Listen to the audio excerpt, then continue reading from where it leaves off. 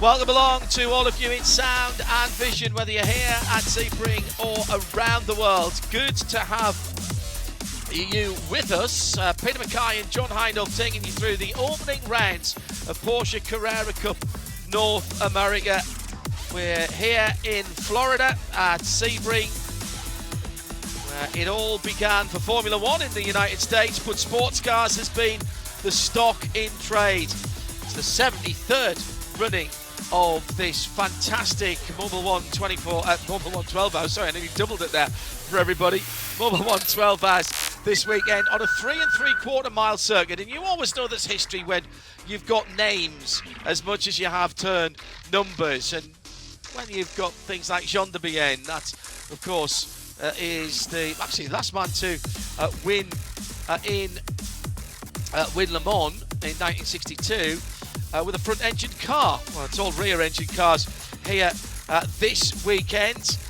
And what a fantastic grid of cars. We are down one car because of an incident this morning for the number 82 of Madeline Stewart in qualifying. Went off the circuit and unfortunately has done enough damage to damage the tub on that car. And that can't be fixed. JDX Racing are very good, so that must have been quite a big incident. Porsche Carrera Cup starting grid for race one here at Sebring. Riley Dickinson back in the championship for Kelly Moss. Won the championship 2 years ago, took it to the sabbatical last year, and he's back with a bang. Alongside him, Kiwi, New Zealander Ryan Yardley, he's been quick all weekend as well. Row 2, Nola Sports, Matthias Leist and Aaron Johnson for Kelly Moss Racing. Aaron's announced his arrival into this championship with a bit of style, class and speed. JDX's Zach Vanier in 5th position in the number 9 car from Top Racing's Tyler Maxon. Michael de Quesada going well for Allegra Motorsports on the inside of row 4 with Jimmy Libre for ACI in 8th position. His teammate Grant Tolke in 9th position on the inside of row 5. On the outside, Jared Thomas of JTR Motorsport Engineering. He will be coming forward from there, I absolutely guarantee it. It's JDX in 11th position with Paul Bocuse and Yves Baltas for ACI. Makes it another ACI car. That's 3 ACIs in the top dozen. 13th position for Sabra Cook for JDX Racing. Good to see her back for the full season. Then the Pro-Am, Paul Sitter, JP Martinez, ACI Motorsports in 14th position. Ashley Freiberg's back in the IMSA paddock, and for a full season too for Kelly Moss Racing. The former winner here in Pilot Challenge with the Turner squad is in 15th position. Jean Jodouin in 16th, that's the 8th row of the grid. Row 9 is Alan Metney and Marco Cironi, Kelly Moss and ACI. Row 10, Wesley Slim, Kelly Moss and Ruckus Racing. Scott Blind is the Masters pole sitter. He's got Peter Atwater, second in the Masters class, 1 position behind him, so on the other side of the track. And then 2 GMG racing cars, Patrick Mulcahy and James Safronas in 22nd and 23rd position, I should say, with Rob Walker sharing that 12th row with James. Then Richard Edge for ACI, Nola.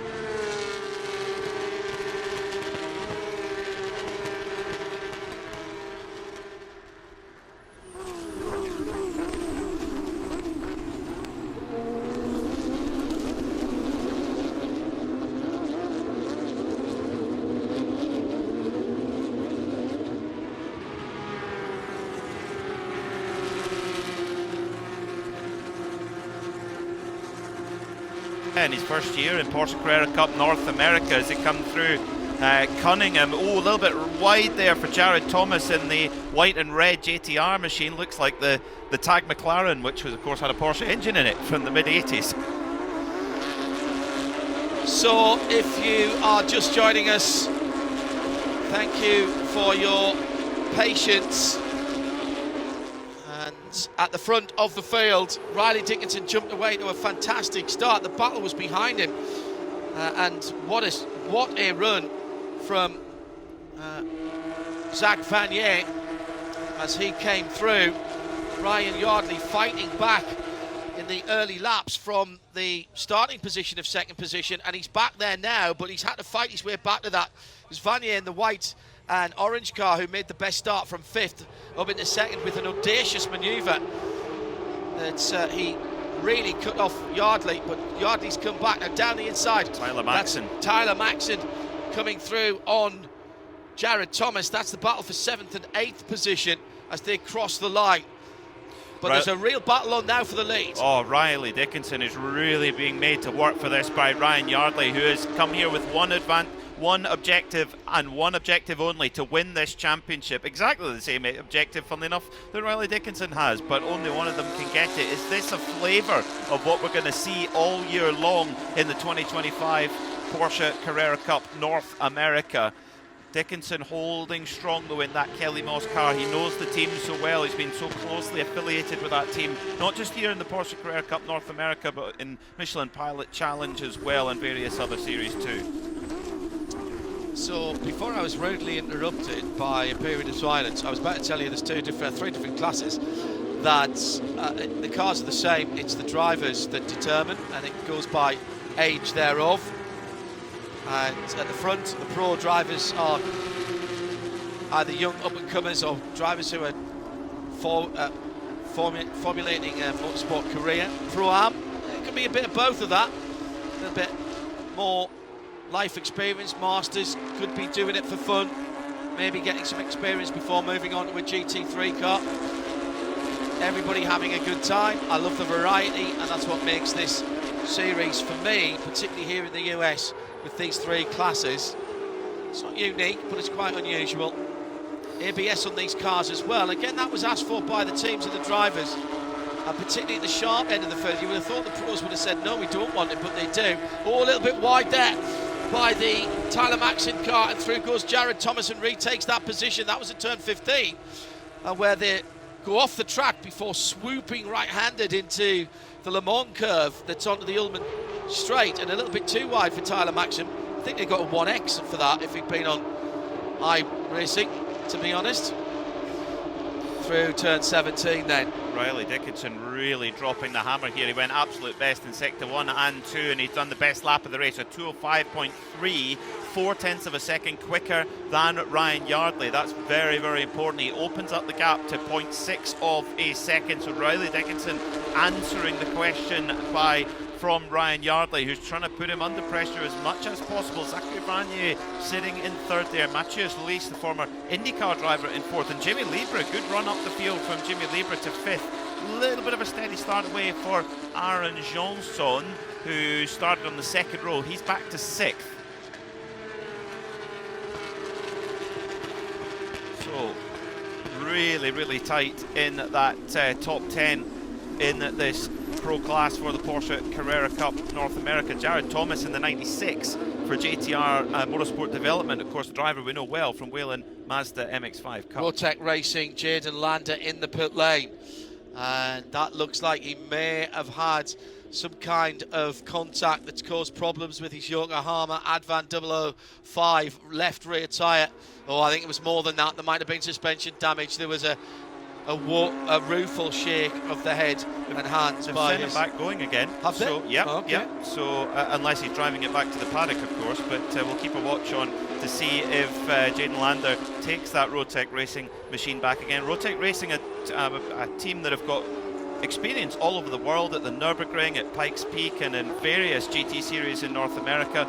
Very, very strong outfit, but they really wanted to be here, and team owner Rob Holland said, we've got to be here. This is a championship where we want to be. Number 11, Michael De Quesada for Allegra Motorsports goes past again on Jared Thomas. So there's a fantastic battle for 7th position at the moment, with plenty up behind as well in this battle. Fantastic stuff in this opening race of the season of the Porsche Carrera Cup North America. Last lap by, it's a 2:05.398. In fact, Riley Dickinson crossed 2:05.327, goes 0.3 of a second quicker than Yardley, so the gap is approaching a second now. So Riley Dickinson just starting to turn the screw a little bit.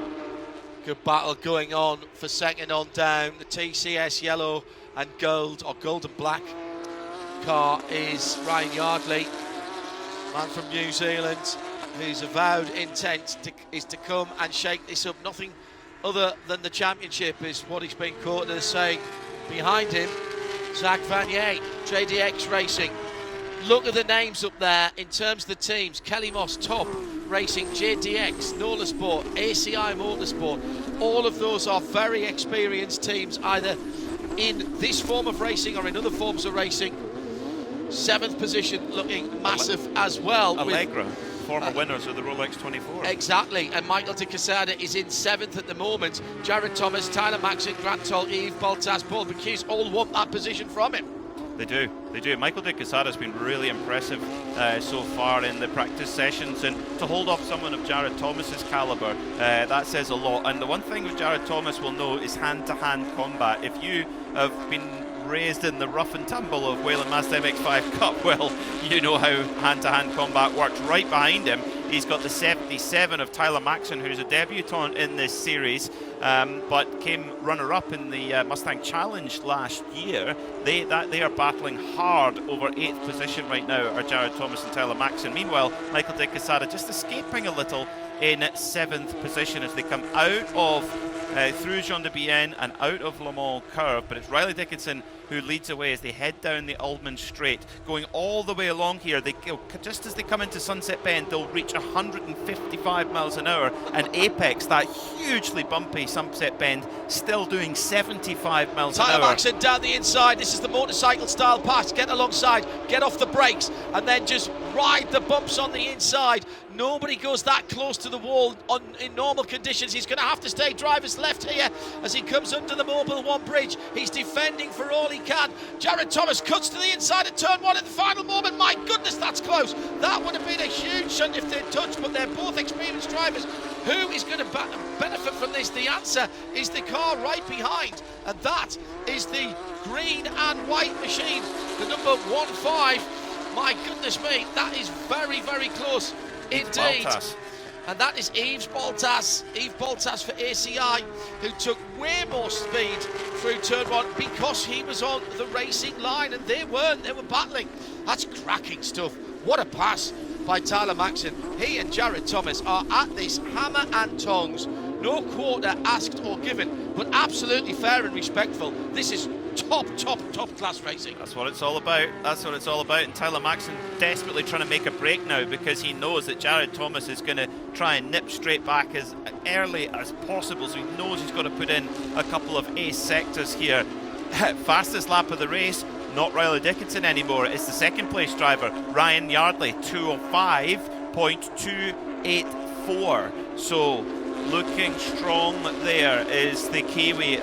Actually, he's just put in his personal best in Sector 1 too, so trying desperately to put the heat on Riley Dickinson and keep him in tow. And well, you never know, of course, if we can get an interruption from the safety car if necessary. We've seen it plenty of times before. These drivers have to know how to perform in that situation. So right now we're stay green, but it is something that they may have to contend with. What we have to bring up here, Peter, is this is a 45-minute race.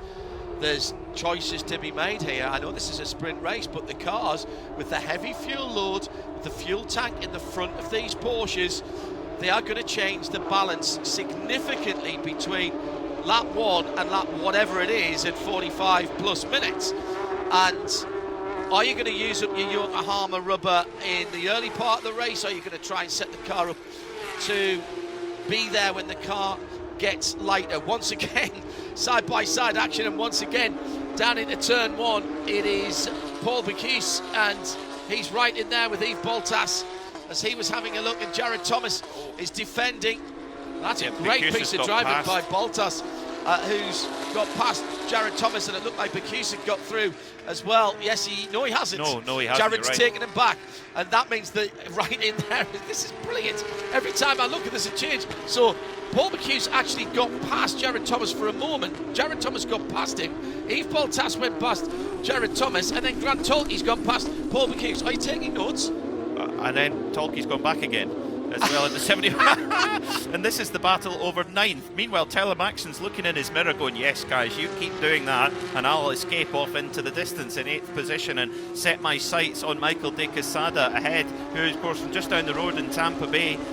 So a home race here at Sebring International Raceway as that battle goes raging past Green Park. All the fans are here. The party has begun here at Sebring, and guess what? We've got another race tomorrow night. Yeah, it's going to be an absolute cracker as well. Make sure you put that in your calendar. Set it up on your phone as an alert. Now, we're not even at half distance, let's be honest. We're a lap and a bit away from half distance at the moment. Let's check in on the classes. JP Martinez started on pole position for the Pro-Am class. He's in 14th position overall. And he's got Ashley Freiberg between him and Alan Metney, who's in 2nd place.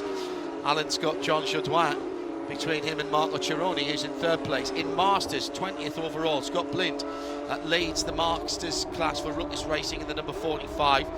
He's got Patrick Mulcahy and James Sofronis between himself, 2 GMG racing cars, between himself and Richard Edge for ACI Motorsport. He's about a second ahead of Peter Atwater in 3rd, who's 3/4 of a second ahead of the Nola Sport driver Michael Oriema for the 4th place in Masters. 3 distinct races going on at the same time, and we will crown champions at the end of the season at the Circuit of the Americas when these cars are supporting the Formula 1 Grand Prix. 3 times this year they'll be on the Grand Prix schedule. Miami, then it's the Canadian Grand Prix, the Circuit Gilles Villeneuve, and then at the end of the season, as I say, the hugely entertaining Circuit of the Americas. Say what you like about the Circuit of the Americas. I know people don't like it as a Formula 1 track, but I think it races so well for sports cars. Oh, and the braking zone into the hairpin at the end of the very, very long back straight is a great opportunity 12, for overtaking. 12, that's right. But of course, there's some drivers that will be competing in the Andile Cup, which is for all of the rounds which that don't go to those F1 races. And that makes sense to have the opportunity to not go that, because obviously F1's in town, everything's expensive, and while some drivers have told me that they're very excited about going to the Formula 1 races and they've been clubbing together to do hospitality, take some guests there, we understand, and Porsche Motorsport North America understands that that's not necessarily everybody's wish, and therefore there are 6 rounds that we can take out, and the other rounds are 6 races rather that you can take out. The other rounds form the Andile Cup. The whole championship, by the way, is still fought over every single round, but there is a special award for anybody who decides maybe not to take in some of those races. Riley Dickinson then from pole position leads from Ryan Yardley in 2nd. Zach Vanier's made up 2 places to 3rd. Least down a position to 4th. Jimmy Lieber up 3 to 5th. Aaron Johnson will be disappointed to have dropped a couple of spots. Fastest lap of the race, Michael De Quesada, Allegra Motorsports in 7th position at 2:05.224. Now that is getting very quick in race trim, very quick indeed. A reminder, if anybody actually does go quicker in this race than their 2nd best time in qualifying, then that will be used to set their grid position for tomorrow. Yeah. I can't see that happening because qualifying was in pretty good conditions.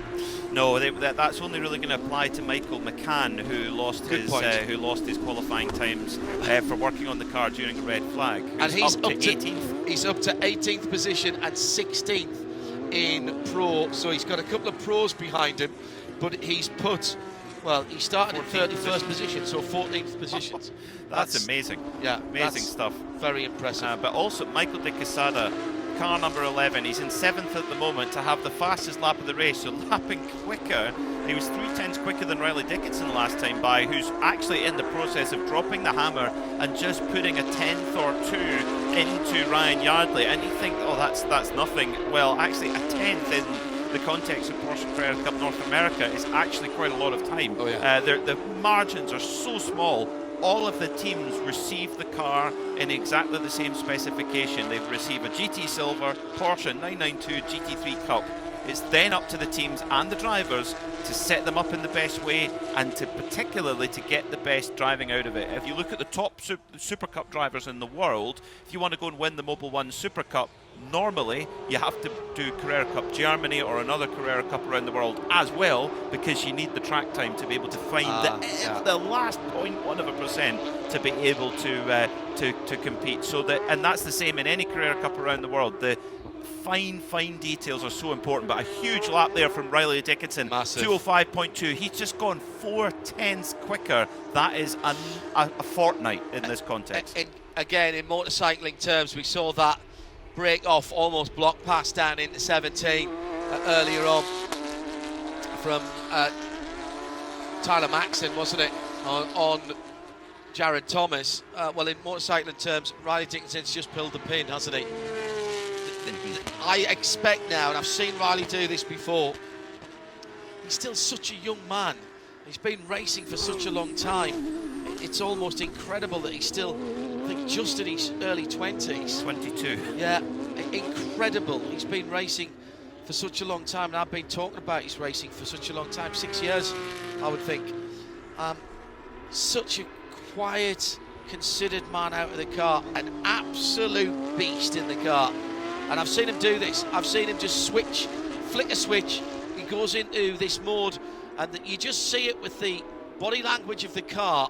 He's just leaning on it a little bit more. Still smooth, not getting the back end out of line. All four wheels drifting, sliding, flat drifting. Oh, spin for the Nola Sport number 23 car, and that is going to drop that car down. Michael Oriema in Masters 4th position. Spun away at turn 7, and now he's got to wait for the field to come through. He was in very close company with Wes Slim. I think. Did Wes Slim get down the inside? Yes, he did. And that is going to be looked at by race control. He's got the Nola Sport yellow, grey and white car pointing in the right direction, but there's damage to the rear valance and possibly to the exhaust, and that's not good news. If you bend the exhaust on these cars, that's right next to the engine, of course, it really affects the back pressure, and that can rob you of some performance. And of course, with all the cars being exactly the same, 4 litre flat 6, normally aspirated, just over 500 horsepower, then you can't afford half a horsepower, never mind 2 or 3. Riley Dickinson has just put in an amazing lap there, 2:05.1. The car who's trying to chase him, 2:05.7, Ryan Yardley. So Dickinson is really dropping the hammer now. He's gone absolute best in Sector 1 again. So he's loving that. And Sector 1 is basically turn 1. Doing an amazing job right now. Where Slim's going to get a penalty, a drive-through for that incident responsibility. Again, we're not saying it's deliberate, neither a race control, but avoidable contact and incident responsibility with the Nola Sport car. And Michael Oriema begins the drive back. He's actually already got past Wes Slim, who will now have to go up the pit lane. But a lot of time lost there for Michael Oriema. He was in 4th in Masters. That's now Rob Walker. Oriema has dropped down to 7th position in that class. As here's the drive-through. Wes Slim then in the pit lane, and not much damage, not much contact. And again, you know, he's come from a couple of car lengths back. He thinks he's there, he's not there. Down at turn 7. He wasn't far enough alongside. The Nola Sport car has to turn in at some point. And Wesley Slim parking it. Yeah, maybe he has got some damage then. Is it left front steering arm damage? It might be. And will that mean that he's actually served the drive-through? I guess it's not of a great deal of consequence. No. Really, the Kelly Moss team attending to that car with it up on Can't do work and have a stands. drive-through. So no, I thought that was the case. So the good thing is we stayed green flag racing. We didn't have to see the intervention of the Porsche 911 pace car. Looking at the sector times, Riley Dickinson quickest in sector 1 and 2 throughout this race, and quite a bit quicker than we saw Luke Hartog and Gus Burton go through sector 1 and 2 last year. I think it was Johnny Knotts down there in the pit lane, our senior pit lane official for IMSA, who were talking to Wes Slim's team, the Kelly Moss team, and saying to them, I'd really rather you put that car behind the wall if you can. I think they were explaining there was some left front steering damage, but it's not that far to the cutout, and the car has now gone behind the wall. So, very good. Absolutely incredible driving in those early laps. Drivers having to adjust to the changing car balance with that fuel burning off, as we mentioned. They've got some tools that, I know that these are a relatively uncomplicated racing car, but they still have some tools at their disposal. ABS here is a Bosch system, and that has, you can tune that ABS, and that will help you rotate the car in certain ways, in certain corners. What I don't know, and actually I should do, I'm trying to picture the cockpit now, whether there's a brake bias control on it. I think there is. Pretty sure there is, yeah. So you'll also be able to just balance that weight as the fuel burns off at the front. It's just under a kilo for each litre of fuel. And they'll burn plenty in this 45-minute race, which has a third still to go, Peter. You're probably going to be burning gallon every 2 or 3 laps thereabouts. So yeah, you're there's several kilos per lap change. As here comes Paul Bocuse in the number 71 machine, just battling away with the number 16 of Grant Talke going into Sunset, and Bocuse did get the move done, but then ran a little bit deep, and Talke's going to try and cut back in that GT Silver machine with the green stripe up the middle, but no, then it's the number 71 of Bocuse for 11th. Naughty, Bocuse coming across in the middle of the road. He's got the inside line into turn 1. Now he'll go wide. It's the cut back again from Talke. He'll have the run into Christensen corner if he can tuck it out. No, he goes to the right.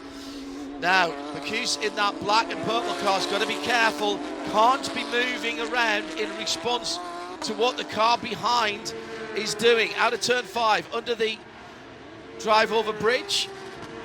Now that one, I think, is done.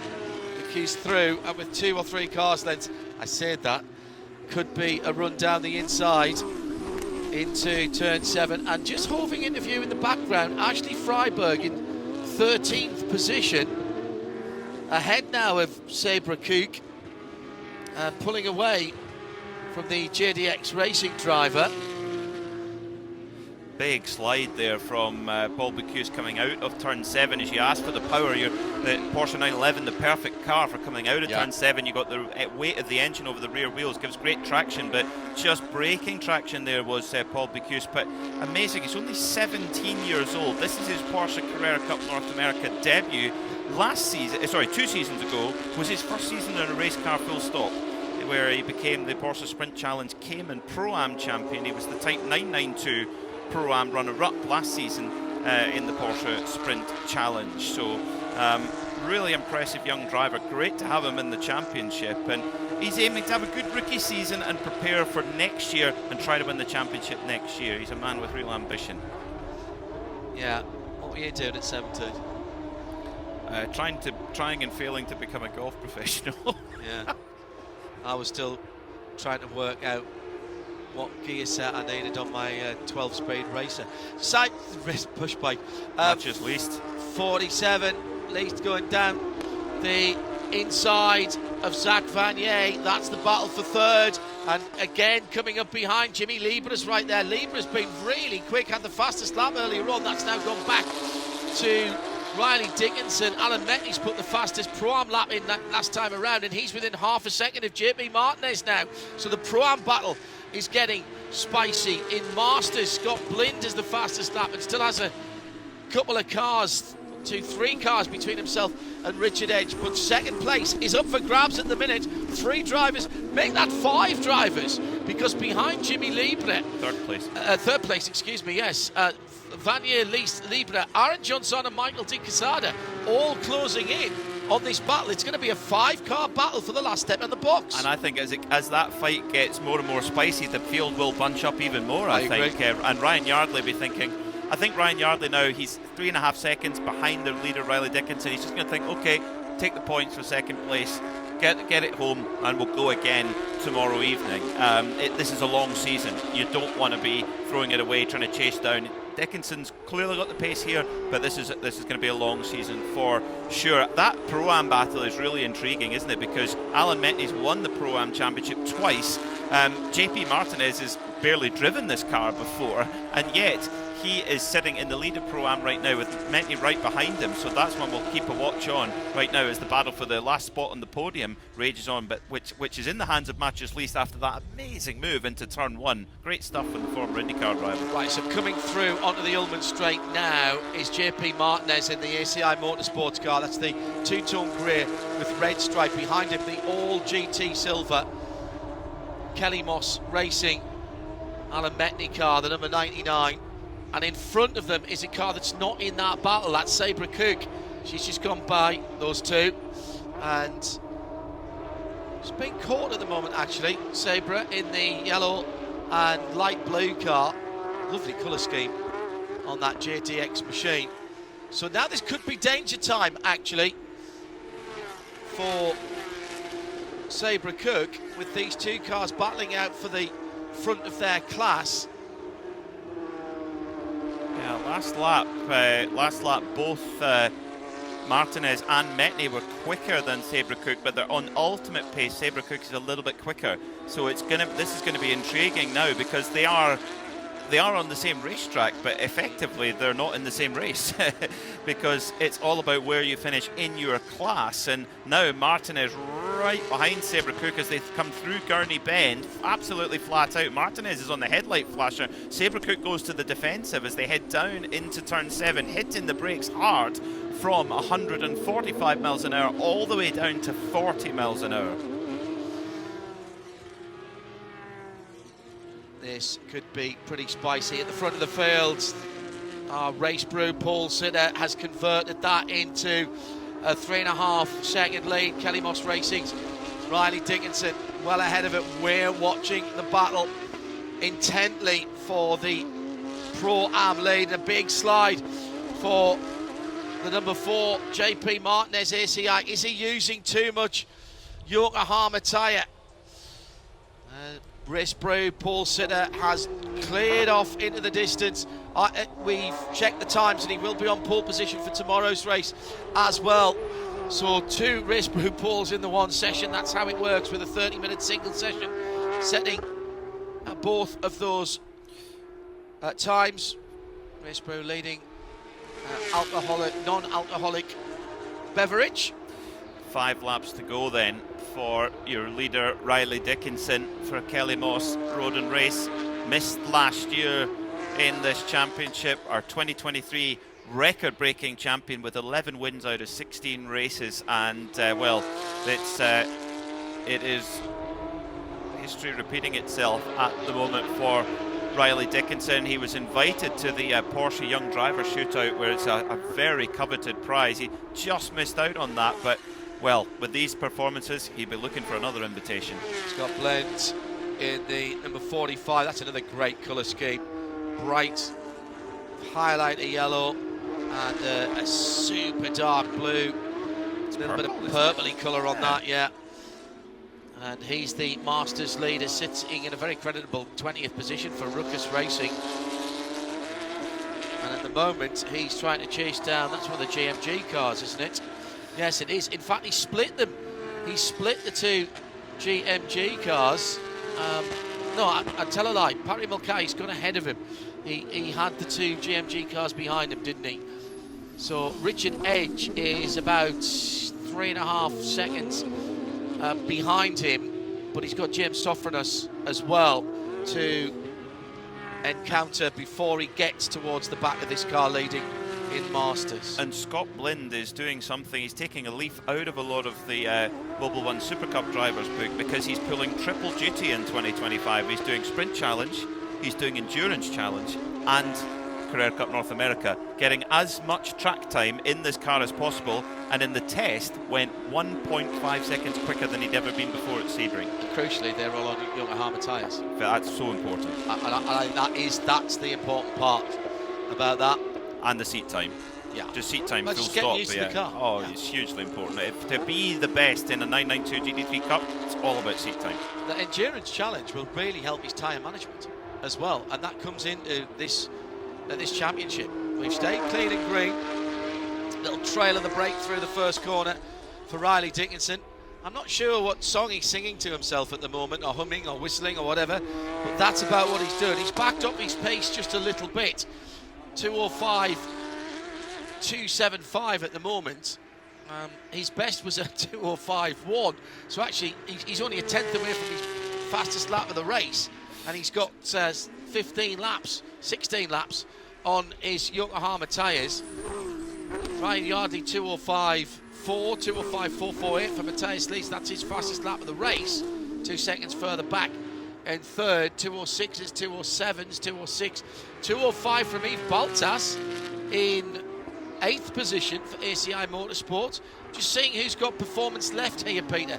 Fastest lap of his race for Patrick Mulcahy as he tries to chase down Marco Civroni.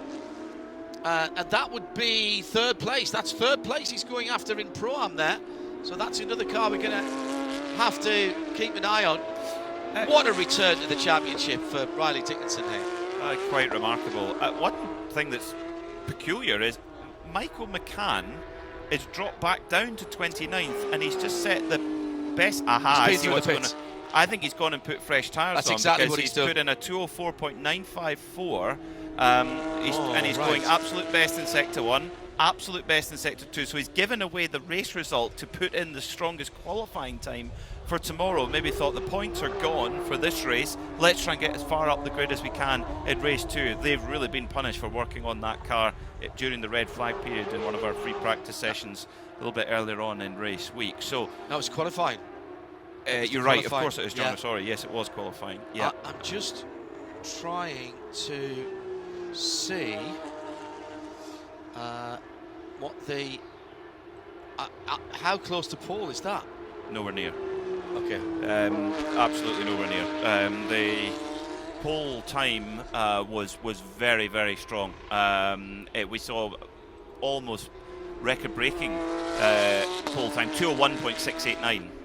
So 2:04.777 is not going to necessarily going to cut it. That's going to put you sort of 11th, 12th row, but it's better than the back. Yeah. And that's they're in a difficult situation. They're making the best of it. Yeah, as you say, what they've done is to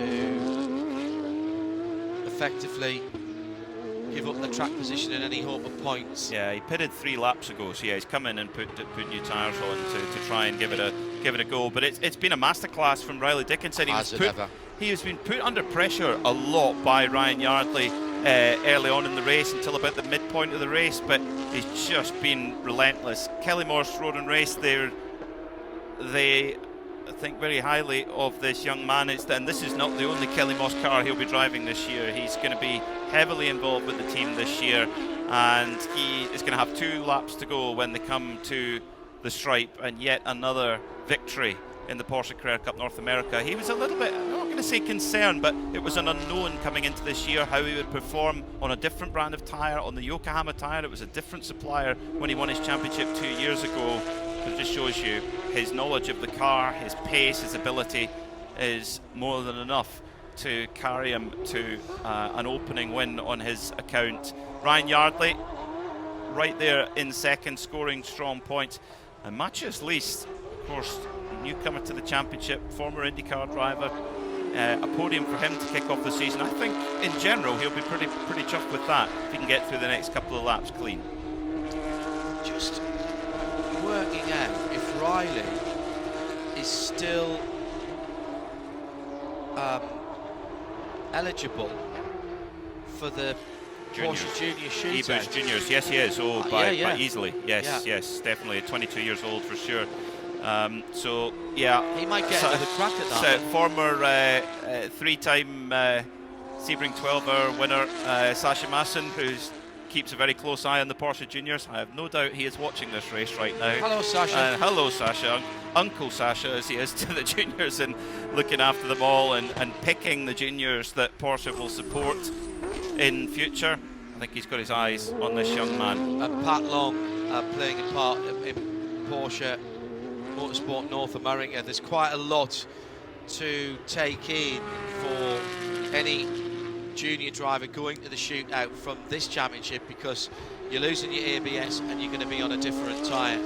Now, when Porsche Carrera Cup swapped to Yokohama, what they did was they put some extra money in for testing on the tyre that the guys will be using in the Porsche Young Driver Shootout. Happens towards the end of the year, and it's never been won from somebody from a North American championship.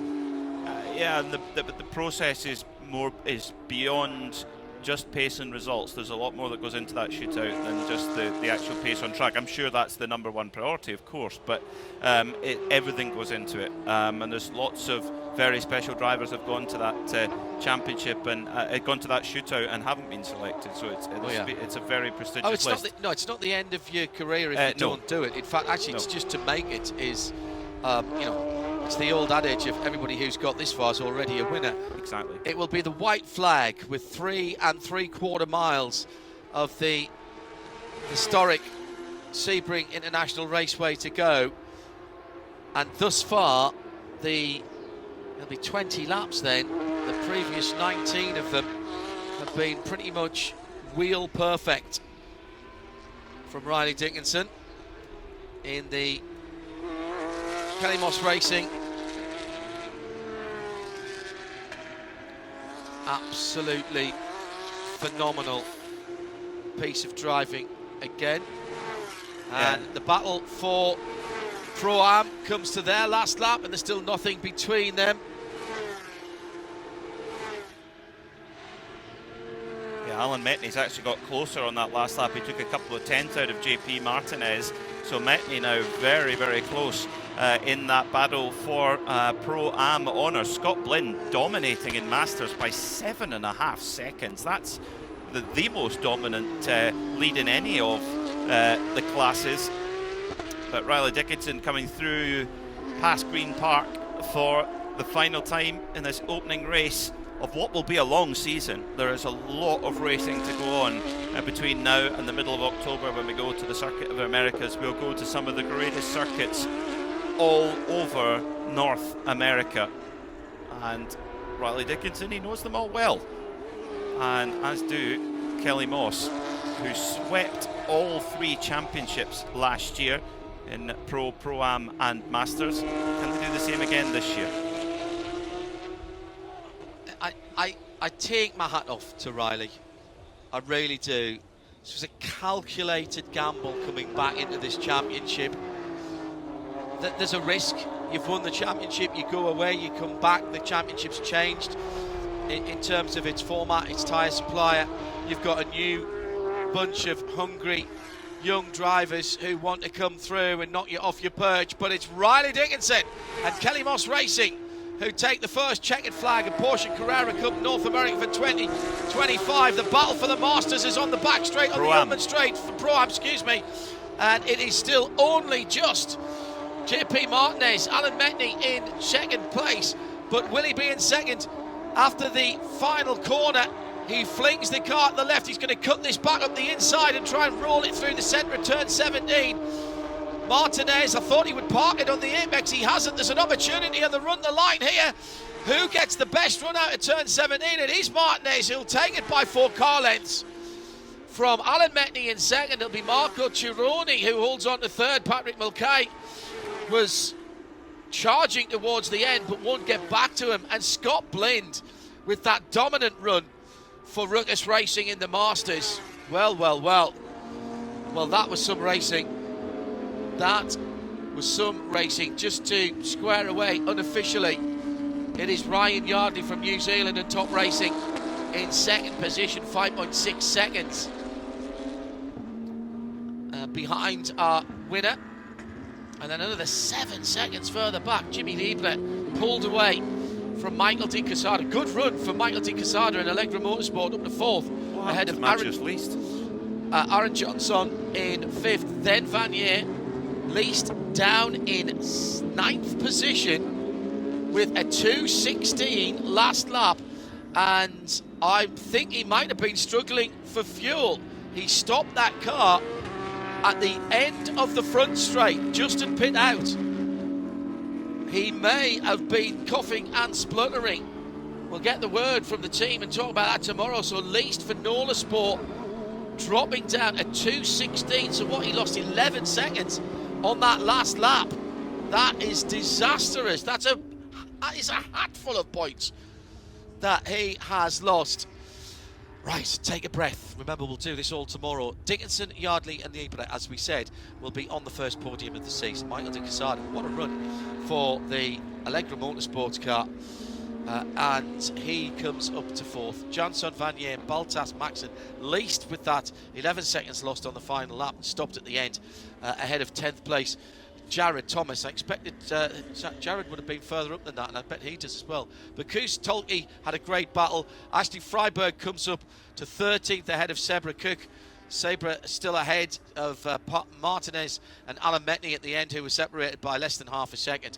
Jean Jodouin in between them, and third place in the Pro-Am, Marco Cironi with Mulcahy behind him. And in the Masters, already gone past the leader because Scott Blind was in 20th position, and we have to go down to 22nd for Richard Edge, who was well ahead of Peter Atwater, Rob Walker, Todd Parriott, Carl Washington and Michael Oremi. Remember, he was spun around and dropped down from 4th down to 7th position.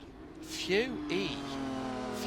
Fastest lap of the race, by the way, was Alan Metney in Pro-Am. In Masters, it was Scott Blind, and of course it was Michael McCann who got the fastest lap, coming in for a new set of Yokohama tyres, and he made the best of that to put in a 2:04.777. That'll help his starting position after he lost all of his qualifying. But what an opening round, what an opening stanza so far. He has been there or thereabouts, topped the first session, qualified in pole position, and took the first ever of our new pole position awards. Race for Brew, Riley Dickinson, Race Brew, pole position awards. He can be able to, he's an athlete, he can be able to enjoy just a small Race Brew to celebrate tonight. Absolutely no correct. Alcohol, of course. Peter Mackay was alongside me, John Hindorf. What a start to the race, as Riley Dickinson was never headed from the Race Brew pole. It was 2 and 3 wide behind him at certain times, but he didn't care. Great battle between Jared Thomas and about 5 or 6 people, it seemed, at one time. Tyler Maxon coming up through the fields. Ultimately, it was Riley Dickinson who wins in Pro, Martinez in Pro-Am, and Scott Blind in Masters. Join us tomorrow for more.